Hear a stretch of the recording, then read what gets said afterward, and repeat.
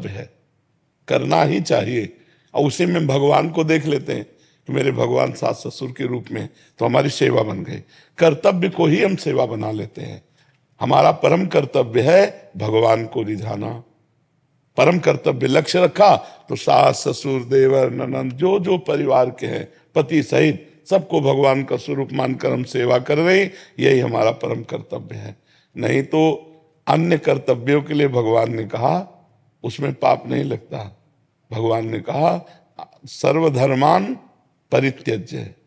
सर्वधर्मान माने होता सब कर्तव्य कर्म, परित्यज्य मामेकम शरणम ब्रज अहम त्वाम सर्व पापेभ्यो मोक्षयिष्यामि मा शुचा। तुम सब कर्तव्य कर्मों को छोड़कर मेरी शरण में आ जाओ, मेरा चिंतन करो, मैं तुम्हें सब पापों से मुक्त कर दूंगा। भगवान ने कहा नहीं, तो हमारा परम कर्तव्य है भगवान को रिझा लेना। तो कैसे भगवान को रिझाएं? तो सब में भगवान को देखें। अपने परिवार का जो कर्तव्य है, पति के साथ एक पत्नी का क्या कर्तव्य है, सास के साथ बहू का क्या कर्तव्य है, बहन के साथ बहन का क्या कर्तव्य, अपने बहुत से कर्तव्य कर्म हैं, उन सब कर्तव्य कर्मों को भगवान को समर्पित कर देते हैं और भगवत भाव से करते हैं, तो इससे हमारा उद्धार हो जाएगा, हमारी सेवा बन जाएगी। त्यंक सिंगल जी। राधे राधे। राधे राधे महाराज जी। महाराज जी, अगर हम पढ़ाई में अच्छा नहीं कर पाते तो निराश हो जाते हैं, ऐसे में नहीं अच्छा क्यों नहीं कर पाते, हमें देखना है क्यों नहीं कर, जो हमारा विषय है हम उस पर फेल क्यों है, हम प्रमाद क्यों करें? अरे इतना ही मोटे मोटे तो होते, सब कंठस्थ हो जाएंगे। अगर ब्रह्मचारी हो, पवित्र आहार करते हो, संयम से आप रहते हो, तो पढ़ाई वो तो बहुत सरल चीज है। मन को भगवान में लगाना सबसे कठिन चीज है। संसार में सबसे कठिन बात है मन को एकांत में बैठकर भगवान में लगाना। कोई भी लगा के दिखाओ, बहादुर हो तो लगा के दिखाओ, कितने भी बड़े बलवान हो, जिस समय मन भगवान में लगाओगे विषयों में जाएगा। अब रोक के दिखाओ उसको। पहाड़ को उठा लेना सहज है, यद्यपि कठिन है, लेकिन मन को रोक लेना बहुत कठिन है। अगर मन ने ठान लिया उस विषय का चिंतन, तो तुम लाख उपाय करो, करेगा और तुमको झुका देगा, रौंद देगा, गिरा देगा। बड़े बड़े ऋषि मुनियों को गिरा दिया, तुम क्या चीज हो? तो मन को जब हम पढ़ाई में लगाएंगे तो उतना नहीं भागेगा जितना भजन में भागेगा। आप देखना, क्योंकि पढ़ाई सांसारिक बात है ना, उस हम प्रमाद करते हैं, हम मनोरंजन में लग जाते हैं, हम बॉयफ्रेंड गर्लफ्रेंड में लग जाते हैं। नहीं तो पढ़ाई का अपना विषय ब्रह्मचर्य पवित्र जीवन, जैसे गुरुकुल में निवास किया जाता था, वो इसीलिए कि एक तपस्वी की तरह विद्या अध्ययन किया जाए, वेदों का अध्ययन किया जाए। तो चलो वेद का नहीं तो आधुनिक पढ़ाई कर रहे, तो एक तपस्वी की तरह विद्यार्थी का जीवन होता है।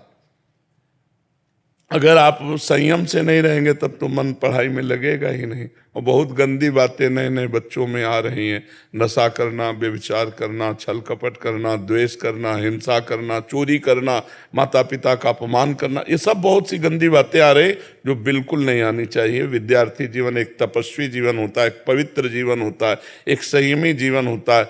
विद्या विनयम ददाति, वो विनय संपन्न होता है, सबके आगे नम्रता पूर्वक झुकता है, सबको सुख देता है, बहुत मृदु बोलता है। क्योंकि पढ़ा लिखा आदमी है ना। आज पढ़े लिखे शैतान हो रहे हैं, नहीं शैतान हो रहे हैं। हम नौकरी मिल रही तो कहीं किसी माताओं बहनों की जंजीरें खींच रहे हैं, कहीं किसी की चोरी कर रहे हैं, कहीं कोई ड्रग्स ले रहा है, कहीं कोई नशा कर रहा है। तो उद्दंडता ही थोड़ी हमारे जीवन का लक्ष्य। हमारे जीवन का लक्ष्य महान बनना, तो महान बनने के लिए हमें तपना पड़ेगा, हमें कष्ट सहना पड़ेगा। विद्या को ऐसे करो जैसे साधना की जाती है, तो अभी आ जाएगी। तो अपनी विद्या अध्ययन को साधना बना ले तो हम फेल क्यों? अब इधर उधर मन लगाओगे, मोबाइल में गेम खेलोगे, मोबाइल में सीरियल देखोगे, गंदी बातें देखो, पढ़ाई में कहाँ मन लगेगा? एक मन है, चाहे विषयों में लगा लो चाहे पढ़ाई में। पवित्र जीवन रखो तो सब स्मृतियां जागृत हो जाए, और पवित्रता बढ़ जाए तो कई जन्मों की याद आ जाए। तो अभी छोटे छोटे ग्रंथ हैं, आपके जो बुक है बहुत छोटी छोटी है, हमारी तो इतनी मोटी मोटी है।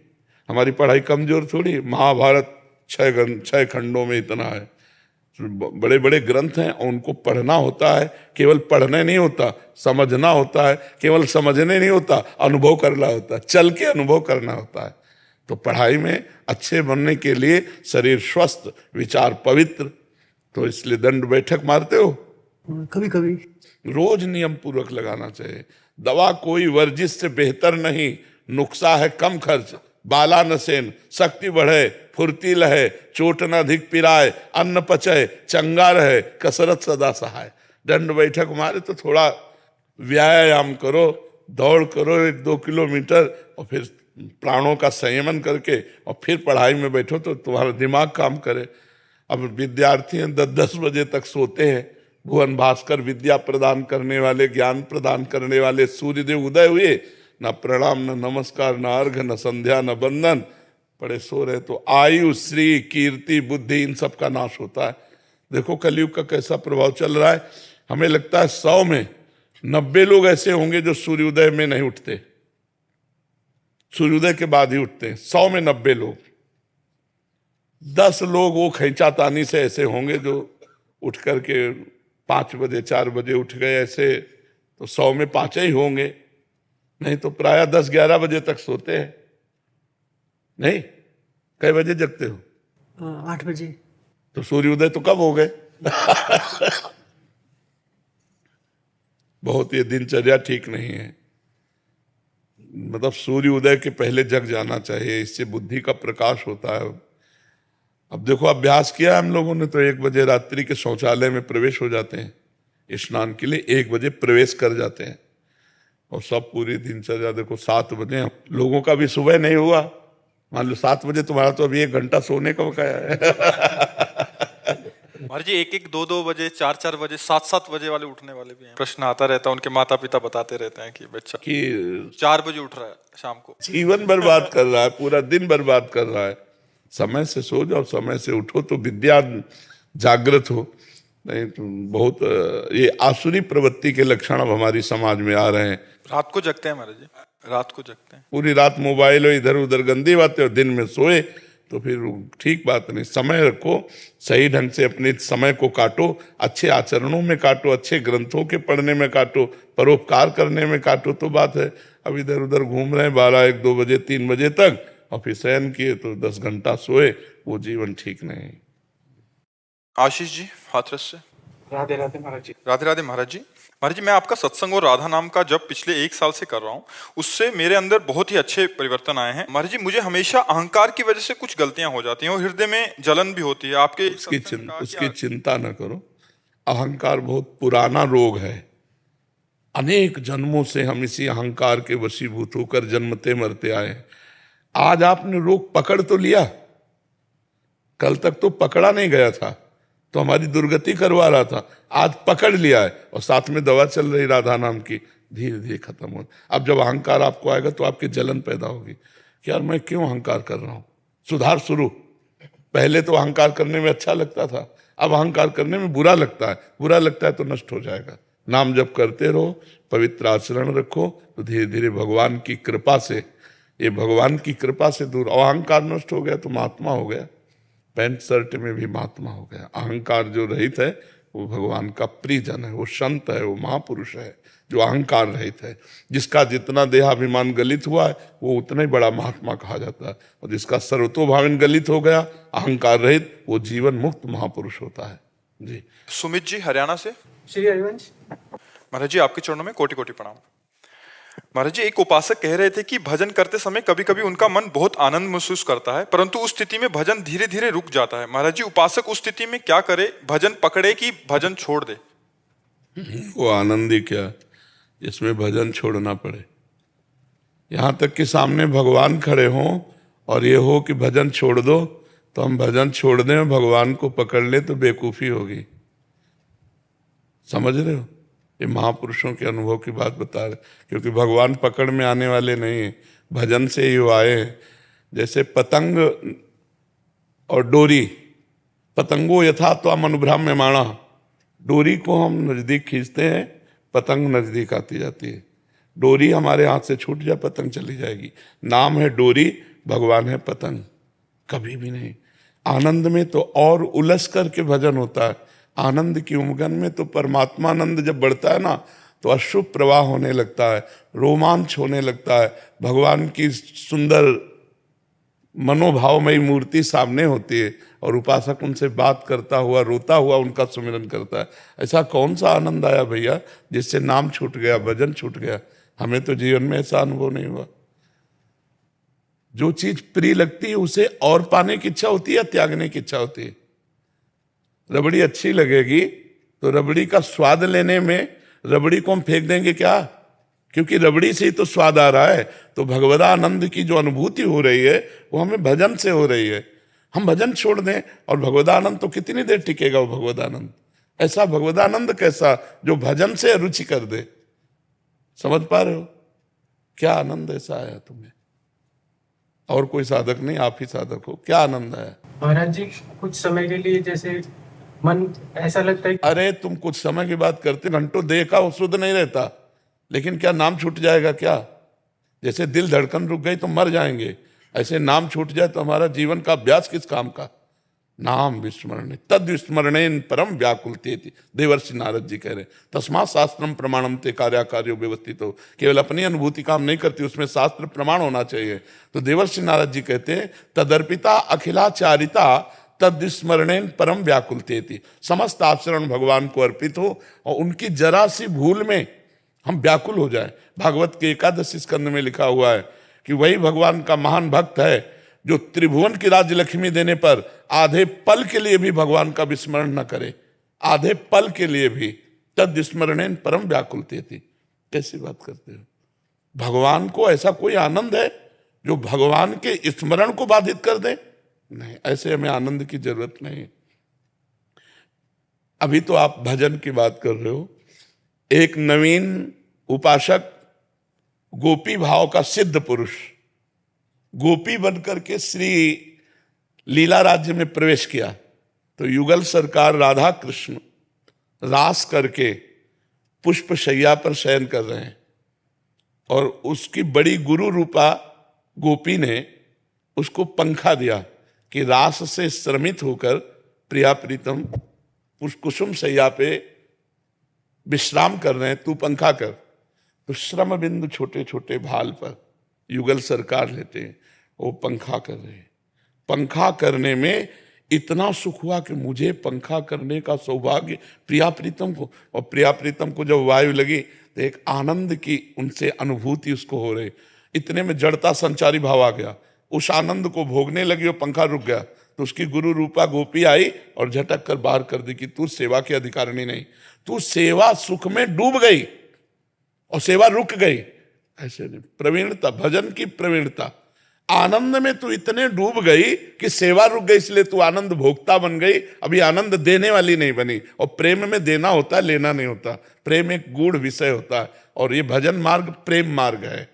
इस चाहे आत्मरति हो या श्री कृष्ण रति हो, यहां देना ही देना है। जो अल्प सुख में रुक जाता है वो भूमा सुख का अधिकारी नहीं होता। जो छोटे से परमात्मानंद में जरा सा मिला और उसमें तृप्ति का अनुभव कर भजन छोड़ दिया, साधन छोड़ दिया, वो कभी सिद्ध पुरुष नहीं हो सकता। जो महान से महान सुख को भी हटाता चला जाता है, जैसे तैराक आए हुए जल को चीरता चला जाता है तो पार हो जाता है। अभी तो आनंद परमात्मा का मिला ही नहीं आपको, अभी तो आनंद कोश का आनंद मिला है। अपने अंदर 5 कोश है, मनोमय कोश, अन्नमय कोश, प्राणमय कोश, आनंदमय कोश, विज्ञानमय कोश। इन 5 कोशों को जो बाधित करता है वो परमात्मानंद को प्राप्त। अभी तो बच्चा हो, अभी तो ककाहरा परमार्थ का नहीं आता है, तो इसलिए चलो नाम न छूटने पावे, चाहे भगवान स्वयं खड़े हो जाएं तो भी नाम नहीं छोड़ना है। भजन को इतना पकड़ना है, हाँ, तब आप जाकर माया पर विजय। मन भी भगवान बनकर आपके सामने आ जाएगा। मन छोटी मोटी हस्ती थोड़ी है। इंद्रियाणाम मनस्यास्मि, इंद्रियों में मन मैं हूं, भगवान कहते हैं। तो इस मन पर विजय प्राप्त करना है। पहले इसकी चंचलता, इसको नष्ट करके, एकाग्र करके, जैसे शीतल, निर्मल और चंचलता रहित जल में नीचे क्या है ये मैं देख पाता हूं, ऐसे ही संसार की ताप से तपा हुआ मन जब भगवान के चिंतन से शीतल हो जाए, उसकी चंचलता शांत हो जाए, उसकी वासना जनित मलिनता नष्ट हो जाए, तो हम अपने आत्मस्वरूप का अनुभव कर पाते हैं। अभी देखो कितने साल के हो? 40 साल में 40 सेकंड भी आप अपने से मिले। ये कौन सा आनंद है भाई? कौन सा भगवता आनंद है? जब उनके अंश आप हो, आप अपने को नहीं जानते, तो उस परमात्मा का आनंद कैसे आपको प्राप्त हो गया? समझ पा रहे ना? मतलब वो समुद्र है, अभी ओसों के चाटने से प्यासे नहीं बुझा करती। ओस समझते हैं ना? ओस के चाटने से प्यास नहीं बुझती। हम परमात्मा के अविनाशी अंश हैं, हमें जब तक परमात्मा आनंद नहीं मिलेगा तब तक विश्राम नहीं। जैसे हनुमान जी के समुद्र पार करने में मैनाक पर्वत आया तो उन्होंने कहा राम काज कीन्हे बिनु मोहि कहाँ विश्राम। और राम काज की पहचान जब लौट के आए और बगीचे के फल खाने लगे तो सुग्रीव को सूचना पहुंची, तो उनका बिना भगवान का कार्य किए ऐसा नहीं हो सकता था। और जब हनुमान जी आए तो मुख प्रसन्न तन तेज विराजा और कीन्हेस रामचंद्र कर काजा।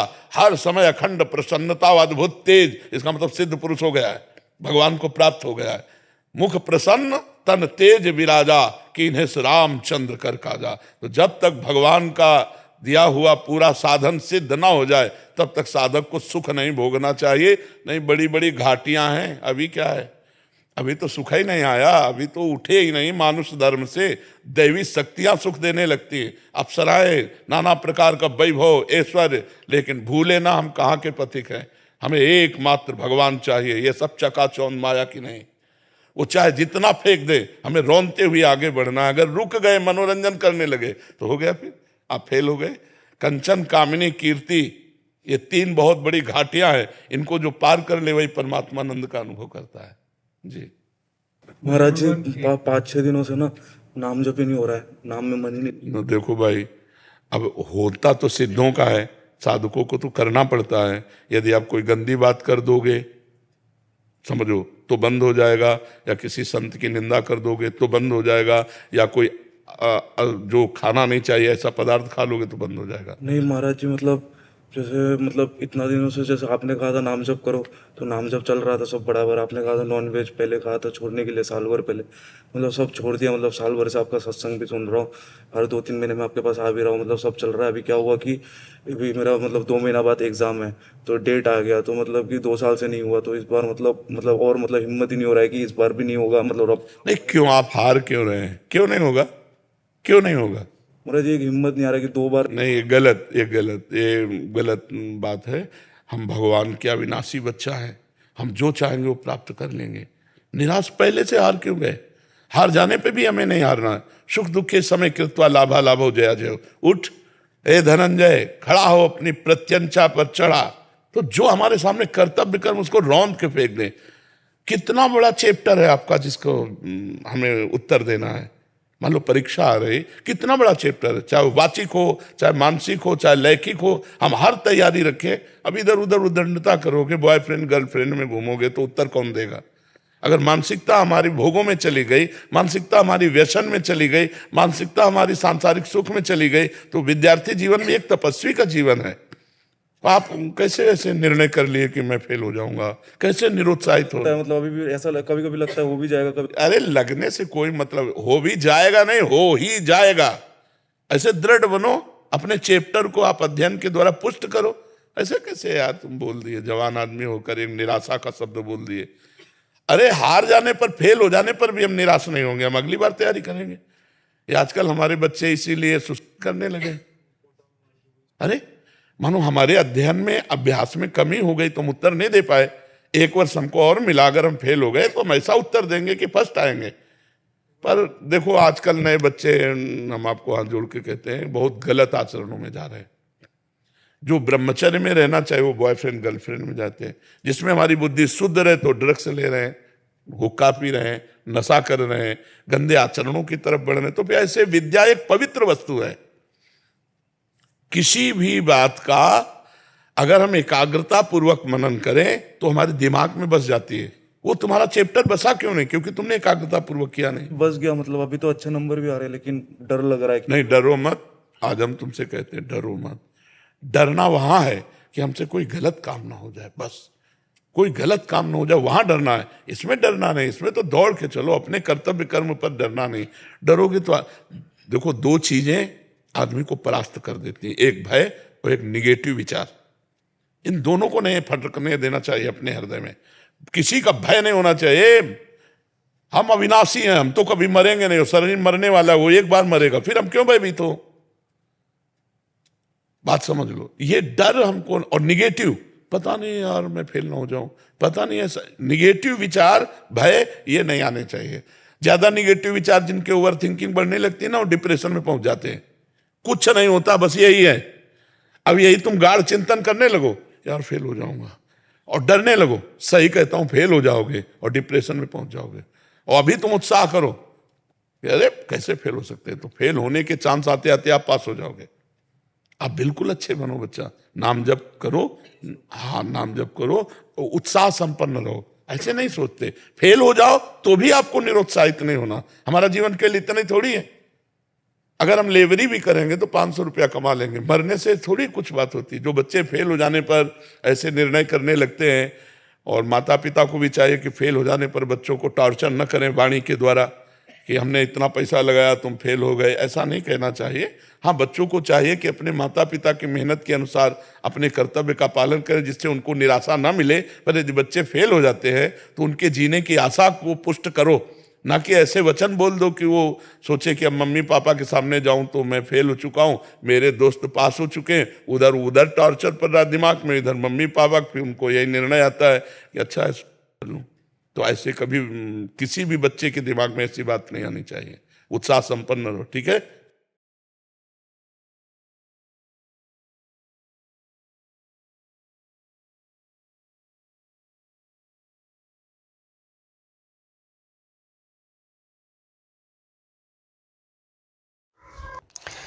सिंहासन बत्तीसी 22वीं पुतली अनुरोधवती की कहानी। राजा विक्रमादित्य अद्भुत गुणग्राही थे। वे सच्चे कलाकारों का बहुत अधिक सम्मान करते थे तथा स्वस्पष्टवादिता पसंद करते थे। उनके दरबार में योग्यता का सम्मान किया जाता था। चापलूसी जैसे दुर्गुणों की उनके यहाँ कोई कदर नहीं थी। यही सुनकर एक दिन एक युवक उनसे मिलने उनके द्वार तक आ पहुंचा। दरबार में महफिल सजी हुई थी और संगीत का दौर चल रहा था।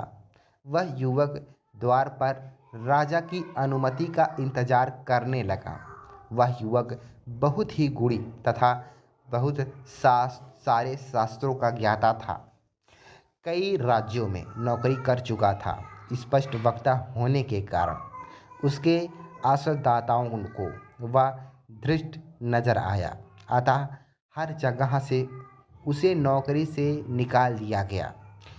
इतनी ठोकरें खाने के बाद भी उसकी प्रकृति तथा व्यवहार में कोई परिवर्तन नहीं आ रहा था। वह द्वार पर खड़ा था, तभी उसके कान में वादन का स्वर पड़ा और वह बड़बड़ाया, महफिल में बैठे हुए लोग मूर्ख हैं, संगीत का आनंद उठा रहे हैं मगर संगीत का जरा भी ज्ञान नहीं है। सजिन गलत राग बजा रहा है लेकिन कोई भी उसे मना नहीं कर रहा है। उसकी बड़बड़ाहट द्वारपाल को स्पष्ट सुनाई पड़ी। उसका चेहरा क्रोध से लाल हो गया।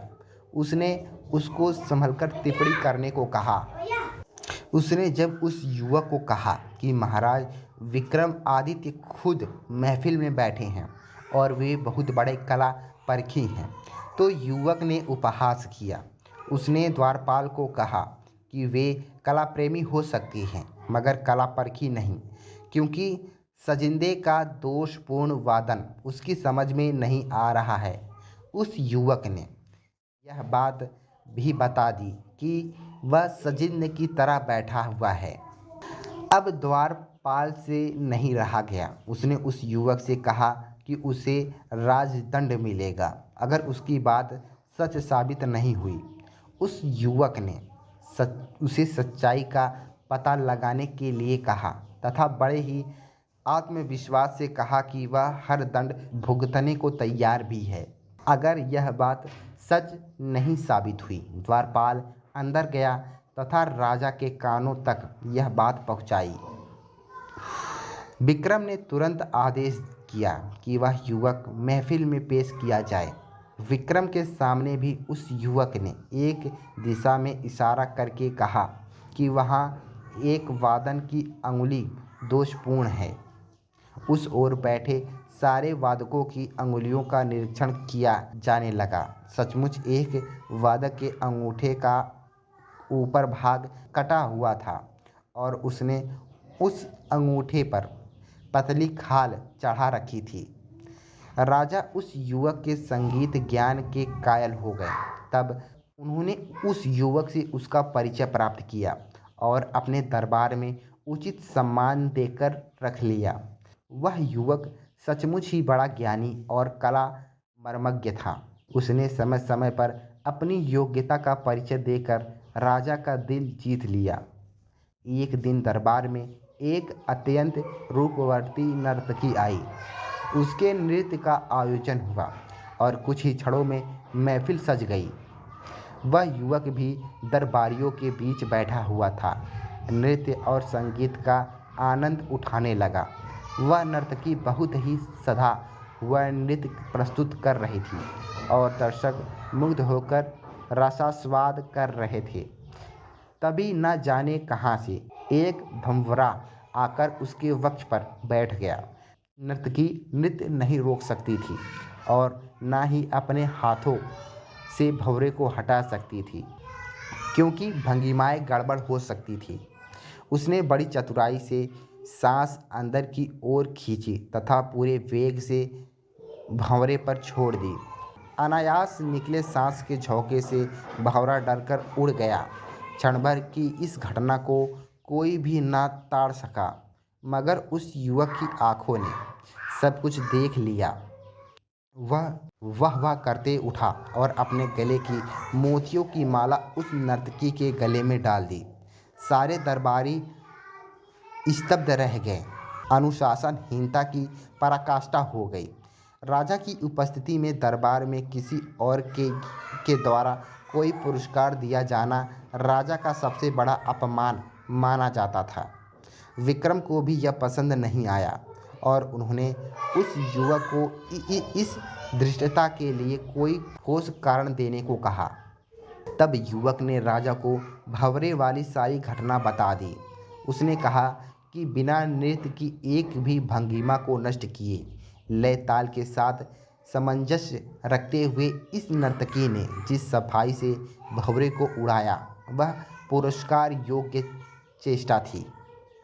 उसे छोड़कर किसी और का ध्यान गया ही नहीं था, तो पुरस्कार कैसे मिलता? विक्रम ने नर्तकी से पूछा तो उसने उस युवक की बातों का समर्थन किया। विक्रम का क्रोध गायब हो गया और उन्होंने नर्तकी तथा उस युवक दोनों की बहुत तारीफ की। अब उनकी नज़र में उस युवक का महत्व और बढ़ गया। जब भी कोई समाधान ढूंढना रहता, उसकी बातों को ध्यान से सुना जाता तथा उसके परामर्श को गंभीरतापूर्वक लिया जाता। एक बार दरबार में बुद्धि और संस्कार पर चर्चा छिड़ी। दरबारियों का कहना था कि संस्कार बुद्धि से आते हैं, पर वह युवक उनसे सहमत नहीं था।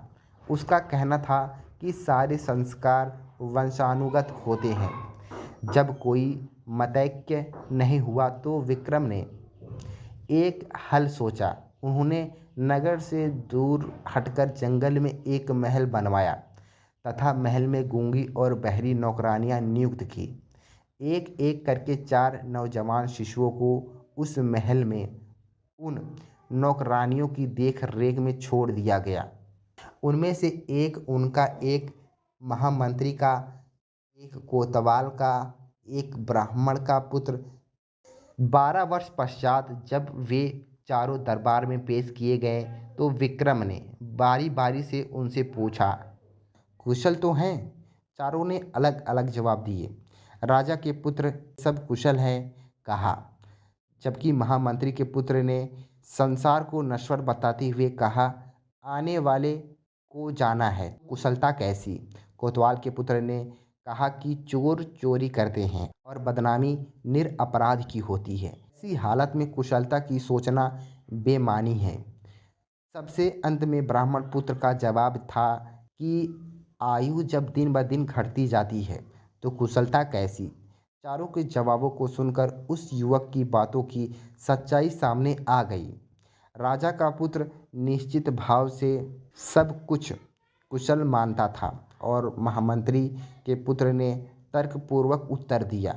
इसी तरह कोतवाल के पुत्र ने न्याय व्यवस्था की चर्चा की, जबकि ब्राह्मण पुत्र ने दार्शनिक उत्तर दिया।